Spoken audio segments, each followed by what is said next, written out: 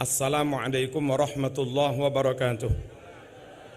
Bismillah, walhamdulillah, wassalatu wassalamu ala rasulillah, Sayyidina Muhammad ibn Abdillah, wa ala alihi wa sahbihi wa mawala, la hawla wa la quwwata illa billah. Amma ba'd, ikhwati wa akhwati fil Islam, ikhwati wa akhwati fi ahli sunnati wal jamaah, ikhwati wa akhwati fi nahdlatil ulama, ittaqullaha haqqa tuqatih wa la tamutunna illa wa antum muslimun. Hadratil afadil, para ulama, para masyayikh, para kiai, para hafidh, langkung-langkung dzurriyyah saking sahibul haul Mbah Kiai Haji Abdul Wahab Hasbullah, wonten ngarsane punyai Mahfudhah, wonten ngarsane punyai Hizbiyah, punyai Munjidah, wonten ngarsane Mbah Yai Hasib, wonten ngarsane Mbah Yai Rokib, dereng ketawis. Ibunipun tiang Jawa Timur yang suatu saat akan menjadi ibunya orang Indonesia. Amin, Allahumma amin.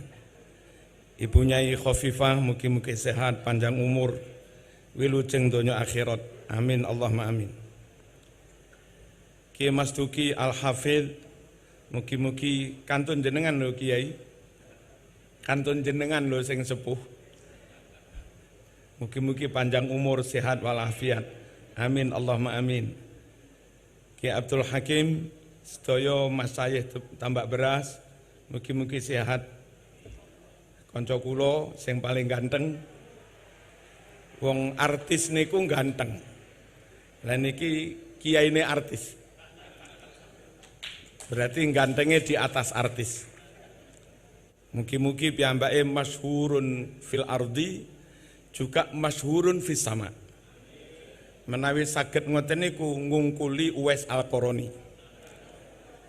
Yang Uwais niku masyhurun fis sama, tapi majhulun fil ard. Nah, Gus Miftah niki sakniki sampun masyhurun fil ardi, insyaallah besok teng akhirat masyhurun fil akhirah. Amin, Allahumma amin. Para masyayikh, sedaya pejabat di lingkungan Pemprov, Pemda Kabupaten, enten Pak Udiono, nggih, mboten Sumerep ngapunten. Saking TNI Polri, sedaya hadirin hadirat rahimakumullah. Kalau kita nyumerapi dan meyakini Mbah Wahab niku alim, jelas. Kalau kita mengakui Mbah Wahab niki jaduk, wis jelas. Kalau kita meyakini Mbah Wahab niki karomah, jelas. Nah, yang perlu kita tonjolkan dan harus diteladani seluruh santri, harus diteladani seluruh warga NU, kader NU, pengurus NU, harus diteladani seluruh rakyat Indonesia bahwa Mbah Wahab niku ternyata syakhsun watani, piyambake pribadi nasionalis yang luar biasa. Kesadaran Mbah Wahab untuk membela, mencintai agamanya ghairu maskuk, tidak diragukan lagi. Wadih wassarih wudu hasyamsi fin nahar. Jelas banget menembah Waya Wahab niku cinta Islam, bela Islam, menjaga Islam, memperjuangkan Islam. Tapi ternyata yang mungkin perlu dikuatkan para rawuh, perlu dikukuhkan, Mbah Wahab niku hubbul watonnya luar biasa. Bagi Mbah Wahab, kalau cinta Rasul itu menyempurnakan iman, maka cinta tanah air juga bagian dari iman. Hubbul waton minal iman. Lafadz itu kalaupun redaksinya dari Mbah Hashim, tapi yang mempopulerkan Mbah Wahab lewat lagu Subhanul Waton, Hubbul Waton minal iman. Hadirin rahimakumullah, bahwa Mbah Wahab itu mati-matian bela NKRI, mati-matian cinta tanah air, pasang badan untuk untuhnya NKRI. NKRI tidak boleh diganti dengan apapun. diganti dengan negara radikal nggak boleh, diganti dengan negara sekuler nggak boleh, diganti dengan negara liberal nggak boleh, diganti dengan negara Hindu nggak boleh, diganti dengan negara merek Islam pun nggak boleh. NKRI harus tetap NKRI. Beliau pasang badan untuk itu para rawuh, sampai-sampai ketika menjaga keutuhan negara, menurut ijtihad beliau harus masuk di MPRGR, harus masuk di Nasakom. Beliau pun masuk dengan resiko dibully, dengan resiko di PKE nih. Apa PKE nih? Kenapa nih? Biasa. Dengan resiko di kafir-kafir nih. Bahkan sebagian mengkritiknya luar biasa. Mbah Wahab itu meskipun kelihatan serbanan, zaman buka serbane, iku sing muncul simbol lambang palu arit. Sampai ngoten baru. Mbah Wahab nggak peduli, silahkan kamu mengolok-olok saya, silahkan kamu memotong leher saya, asal kamu nggak memotong NKRI. Niku Mbah Wahab hasbullah. Allahumma shalli ala sayyidina Muhammad. Dan kita tahu para rawuh pembelaan beliau kepada NKRI. Kenapa beliau kok begitu gigih, mantep membela NKRI? Satu, hadirin rahimakumullah, setahu saya bernegara berbangsa di lingkungan, di situasi yang heterogen, majemuk kayak Indonesia ini, dibuat sistem bernegara kayak NKRI, ini sudah full sunnah Rasul. Kalaupun NKRI menaungi mengayomi semua suku, Nabi mendirikan negara Madinah juga dengan konsep mengayomi menaungi semua suku. Kalau NKRI menaungi mengayomi semua pemeluk agama, negara yang didirikan Kanjeng Nabi, dipimpin Nabi, juga berkonsep menaungi mengayomi semua pemeluk agama. Kalau di sini nyun sewu, non muslim dilindungi, di Madinah dulu Yahudi pun juga dilindungi, Kristen juga dilindungi, Sobiin juga dilindungi. Kalau kita harus berbaik-baik kepada non muslim, menyakiti mereka haram. Man adza dzimmiyan faqad adzani. Saya ulangi, man adza dzimmiyan faqad adzani wa man adzani faqad adzallah. Menyakiti, mengganggu non muslim yang sewarga negara dengan kita namanya kafir dzimmi. Menyakiti non muslim yang dzimmi, mengganggu non muslim yang dzimmi, berarti mengganggu saya, kata Nabi. Menyakiti saya, mengganggu saya, berarti mengganggu agamanya Gusti Allah. Hadirin rahimakumullah, ber-NKRI dengan konsep menaungi semua pemeluk agama, 100% sunnah Rasul, ikut Kanjeng Nabi ketika memimpin Madinah, juga dengan konsep komitmen mengayomi semua pemeluk agama. Allahumma shalli ala sayyidina Muhammad. Saya alhamdulillah dipertemukan oleh orang yang nggak perlu saya sebut, ngaji di mantan teroris. Ada sekitar 30 teroris dipertemukan dengan saya ngaji. Pertanyaan pertama mereka kepada saya, Kiai, lo negara ini kan nggak berdasar Quran Sunnah. Kenapa harus dinyatakan sah secara syarak? Kenapa Mbah Hashim berfatwa bela NKRI wajib dalam resolusi jihad? Padahal ini bukan negara Islam, tidak merujuk kepada Quran Sunnah. Kenapa kok dibenarkan Kiai? Saya jawab pelan-pelan, Mas. Sampean membuka toko, apa harus sampean beri toko diberi nama ini toko syariat? Apa ya begitu? Kan nama toko Artomoro. Apa malah itu? Warung napa? Warung Lemintu. Lek teng Jogja napa bagus? Nama biasa, nama boleh macam-macam lah. Nama apa, warung apa, toko apa.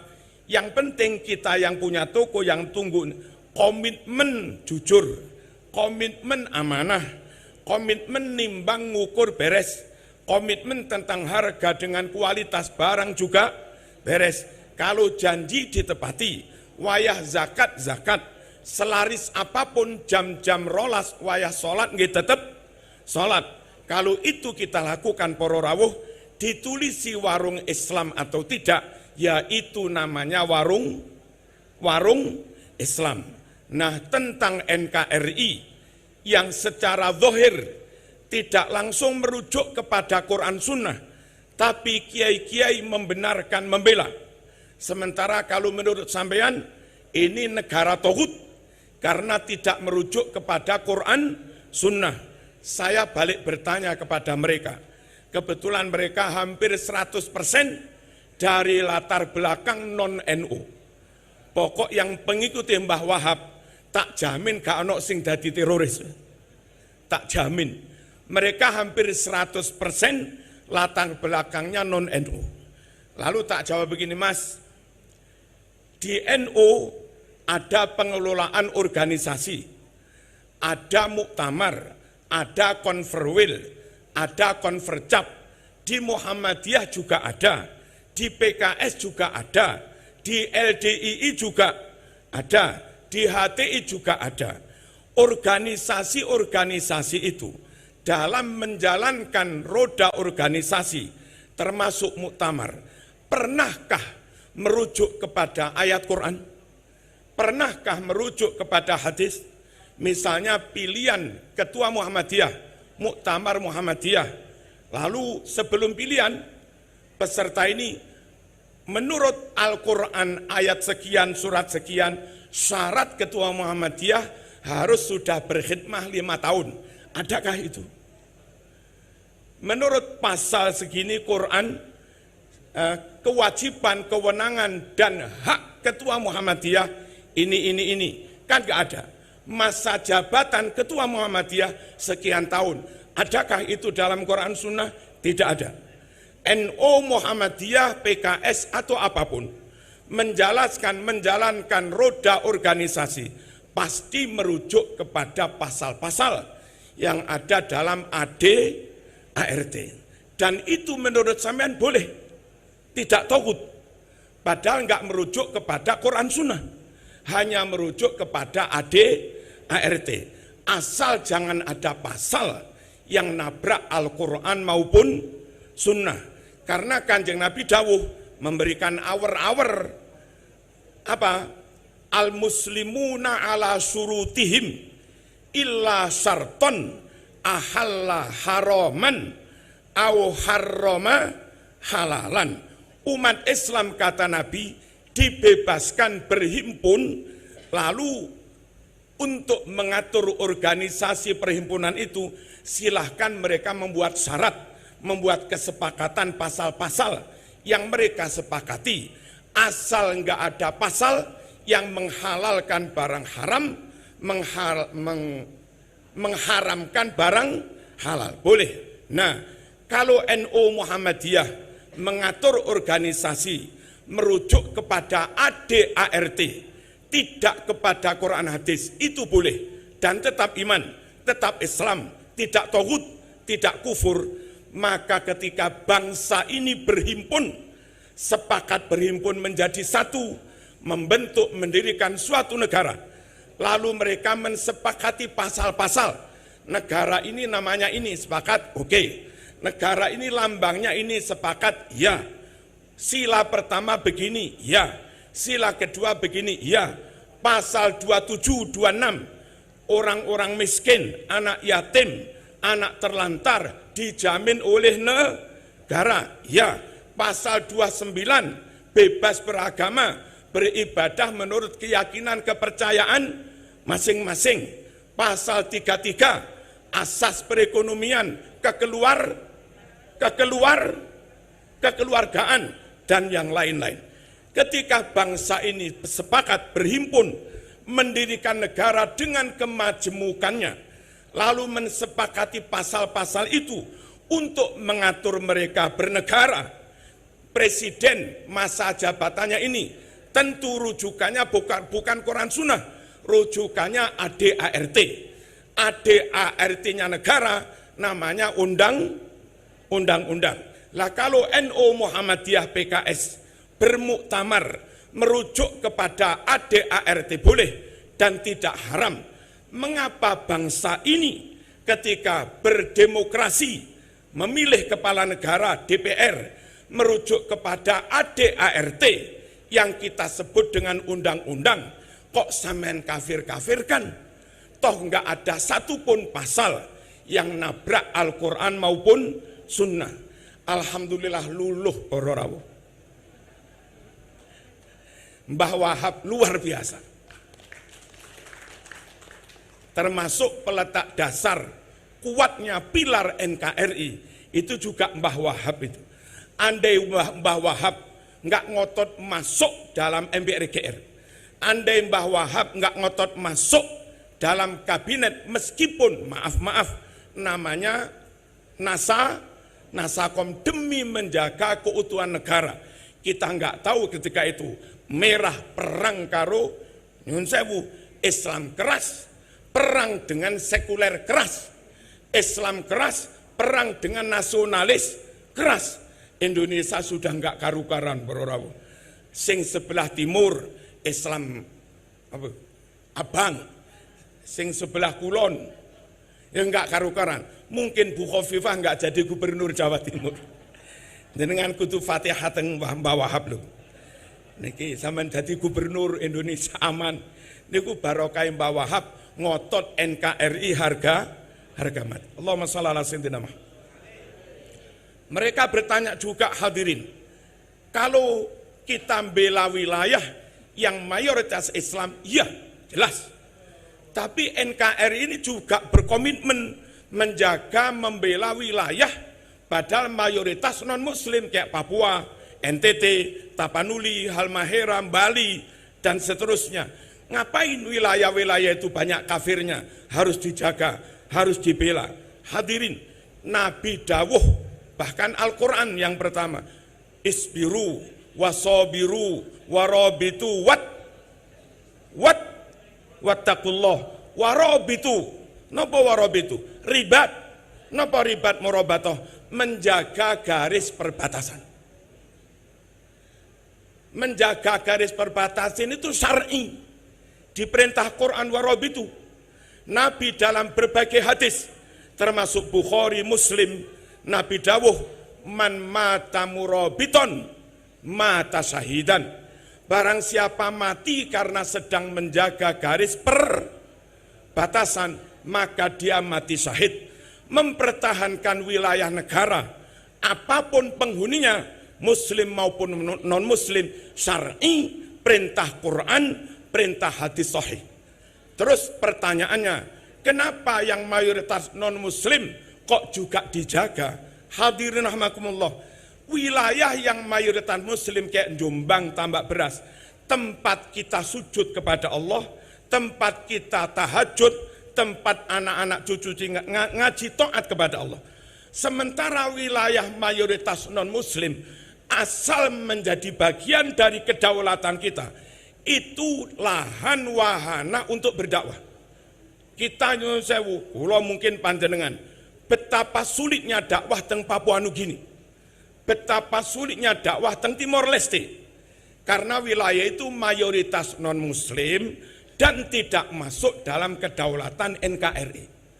Sebanyak apapun non-muslim di Bali, karena masih masuk wilayah NKRI, dakwah itu gampang. Gus Miftah diundang ping piro ae teng Bali. Papua mayoritas non-muslim, karena masuk wilayah NKRI, kedaulatan RI, dakwah gampang banget. Dari situ para rawuh, wilayah yang mayoritas non-muslim pun harus dijaga, karena itu wilayah dakwah kita. Begitu itu lepas kayak Timor Leste, sudah MUI sulit masuk ke sana, NU sulit masuk ke sana, Muhammadiyah pun juga sulit masuk ke sana.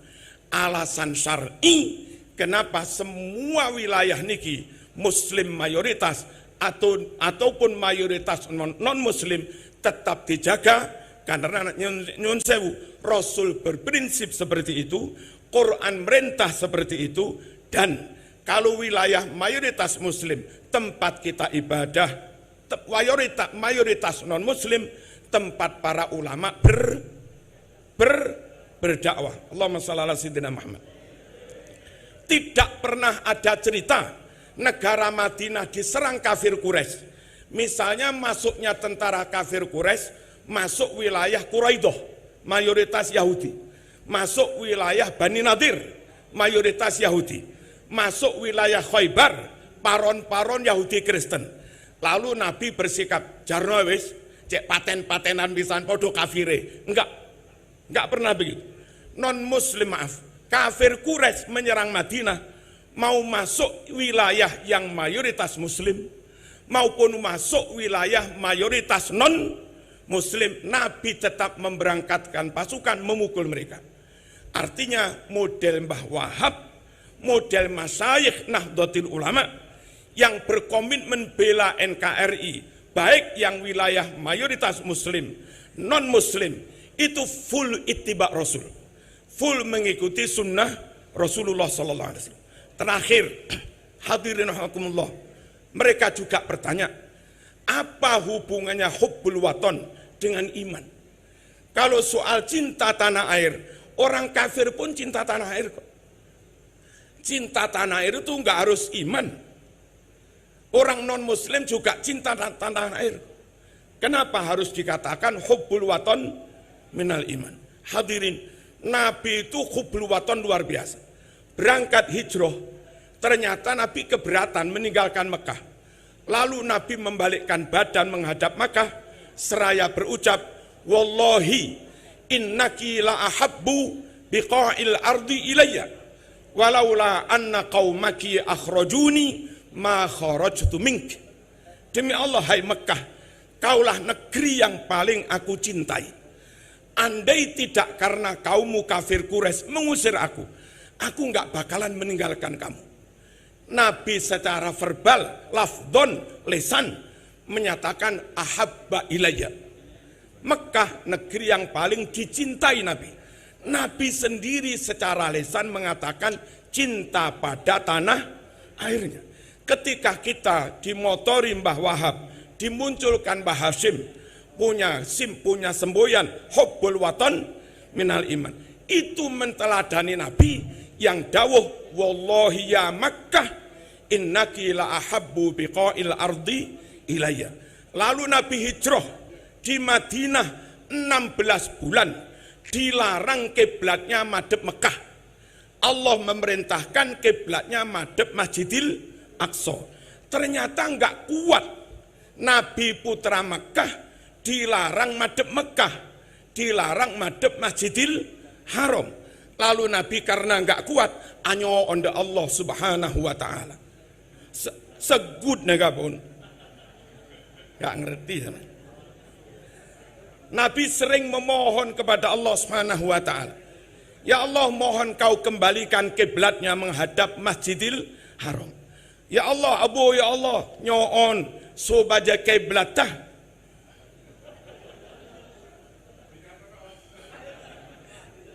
Supaya kiblatnya dikembalikan menghadap Masjidil Haram. Dan itu diabadikan dalam Quran. Orang yang ingkar cerita ini kafir. Karena ini cerita Quran. Hadisnya pun Bukhari Muslim. Dijawab langsung oleh Allah, qad nara taqalluba wajhika fis sama falanuwalliyannaka qiblatan tardaha fawalli wajhaka syatral Masjidil Haram. Muhammad, ingsun Allah tahu kok, ngeruh kok.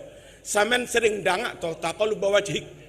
Sering dangak ke langit berdoa minta kiblatnya balik ke Masjidil Haram, kiblat yang kamu cintai, kiblatan tardoh. Nyata dalam ayat ini Allah menyebut Nabi ridho pada Mekah, Nabi cinta Mekah, Nabi rindu Mekah, kiblatan tardoha. Oke lah, tak turuti Muhammad, fawalli wajhaka syatral Masjidil Haram. Enggak kuatnya Nabi 16 bulan madhep Masjidil Aqsa dan minta madhep Mekah lagi. Bukti nyata kalau Nabi kangen rindu dengan Mekah. Tidak mungkin tidak cinta, maaf, tidak mungkin Tidak mungkin rindu kalau tidak mungkin rindu kalau tidak cinta. Anane Kanjeng Nabi rindu, berarti Nabi memang cinta. Hubbul waton minal iman, nyata dicontohkan Rasulullah sallallahu alaihi wasallam. Mencontoh Nabi, saya yakin itu bagian dari iman. Mencontoh Nabi itu bagian dari iman. Dalam Kitabus Safar, riwayat Bukhari, Nabi itu kalau tindak lama seminggu 2 minggu, pulang ke Madinah, sekiranya sudah terlihat bangunan Madinah, itu kuda itu dipadu. Ayo, ndang, cepet. Selak pengen kangen karo ning, katanya Gun Miftah. Kira-kira bangunan Jogja mulai ketor. Supir cepet. Nabi itu juga begitu. Pulang dari tindakan lama, bangunan Madinah mulai kelihatan. Nabi pacu itu kudanya. Selak kangen dengan Madinah. Yang ulama surahul hadis, para pensarah hadis, beliau dawuh, ini bukti kalau Nabi memang hubbu watonihi. Nabi mencintai tanah airnya. Komitmen menyelamatkan bangsa, sejatinya komitmen menyelamatkan ribuan naskah Bukhari Muslim yang umurnya 100 tahun lebih, dan itu diamankan Allah di NKRI. Makanya saya paham gak paham tentang hujah dalilnya bela NKRI, sebagai kader NU saya pegun norok kiai apa pegun tetap panggah, saya tetap nderek kiai, NKRI harga mati. Wassalamualaikum warahmatullahi wabarakatuh.